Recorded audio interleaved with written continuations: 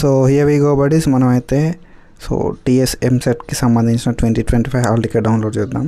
And engineering వల్ల అయితే ఇప్పుడే రిలీజ్ అయింది, ఆల్మోస్ట్ ఒక 40 to 45 minutes అవుతుంది. సో మనం నిన్న డిస్కస్ చేసినట్టుగా మనకి ఇంటర్ రిజల్ట్స్ తర్వాత వస్తాయని చెప్పి మనం అయితే మాట్లాడుకున్నాం. సో ఇంటర్ రిజల్ట్స్ అయిపోయింది, మనం ఇప్పుడైతే మన ఎప్సెట్ 2025కి సంబంధించిన హాల్ టికెట్ అయితే డౌన్లోడ్ చేసుకున్నాం.